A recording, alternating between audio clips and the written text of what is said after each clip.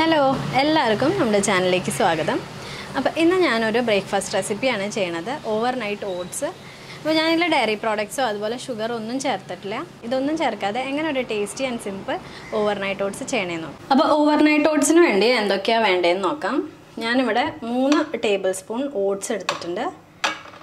പിന്നെ ഇതൊരു 1/2 കപ്പ് തേങ്ങാപ്പാലാണ്. ഒരു 6 ബദാം എടുത്തിട്ടുണ്ട്. പിന്നെ എടുത്തിരിക്കുന്ന ചിയ സീഡാണ്.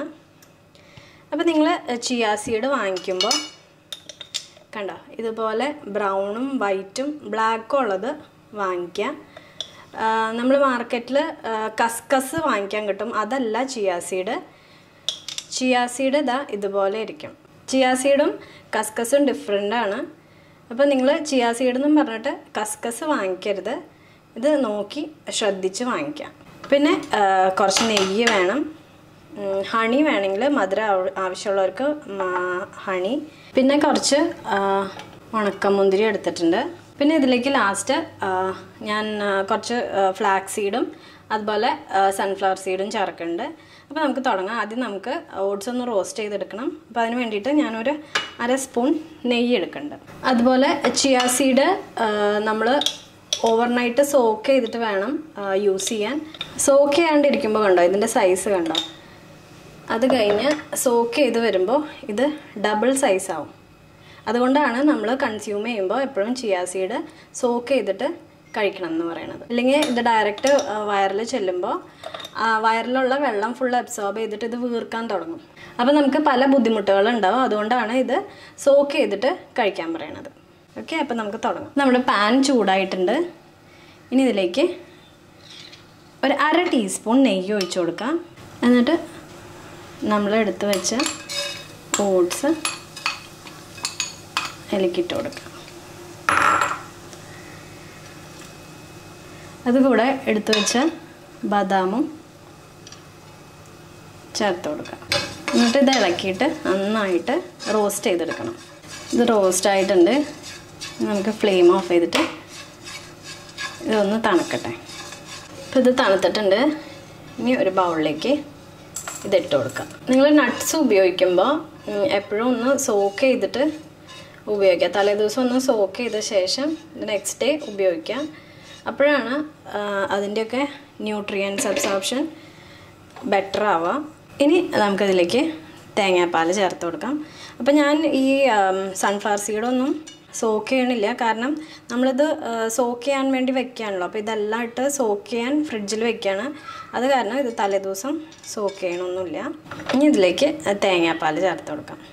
അപ്പോൾ ഞാൻ 1/2 കപ്പ് വെള്ളത്തിൽ 1/4 കപ്പ് തേങ്ങ ഇട്ട് കൊടുത്തതായിരുന്നു. എന്നിട്ട് ഇതിലേക്ക് 1.5 ടീസ്പൂൺ ചിയ സീഡ്.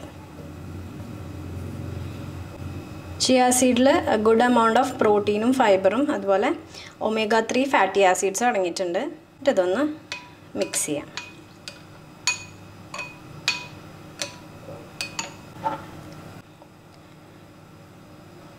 മധുരം വേണമെങ്കിൽ കുറച്ച് തേൻ ഒഴിച്ച് കൊടുക്കാം.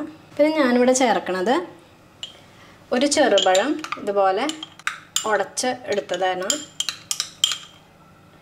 അത് ഇതിലേക്ക് ചേർത്തിട്ട് ഒന്ന് മിക്സ് ചെയ്ത് കൊടുക്കാം. ഇപ്പോൾ രാവിലെ ധൃതി പിടിച്ച് ഓഫീസിലൊക്കെ പോണവർക്ക് തലേദിവസം ചെയ്ത് വെക്കാൻ പറ്റിയ ഒരു ബെസ്റ്റ് ബ്രേക്ക്ഫാസ്റ്റ് ഓപ്ഷനാണ്.